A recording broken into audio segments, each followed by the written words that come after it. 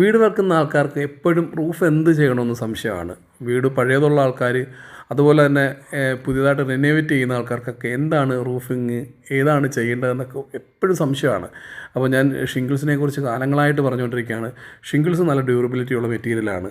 ഒരുപാട് രാജ്യങ്ങളിൽ ഷിംഗിൾസ് ഉണ്ട്. ഷിംഗിൾസ് വളരെ ക്വാളിറ്റി ആയിട്ട് ചെയ്ത് കഴിഞ്ഞാൽ നല്ല സ്റ്റാഫിനെ വെച്ചിട്ട്, നല്ല കമ്പനിയെ വെച്ചിട്ട് വർക്ക് ചെയ്യിച്ച് കഴിഞ്ഞാൽ യാതൊരു കംപ്ലയിൻറ്റും വരില്ല. ഇതെൻ്റെ സ്വന്തം വീടാണ്, 3 വർഷമായി. അതിനു മുമ്പുള്ളൊരു വീടും ഞാൻ ഷിംഗിൾസാണ് ചെയ്തിരുന്നത്. എൻ്റെ സുഹൃത്തുക്കളുടെ വീട്, അയൽ പ്രദേശങ്ങളിലെ വീടുകളൊക്കെ ഒരു 10 വർഷം 15 വർഷം പഴക്കമുള്ള ഷിംഗിൾസ് ചെയ്ത വീടുകൾക്ക് യാതൊരു കംപ്ലയിൻറ്റും ഇല്ല.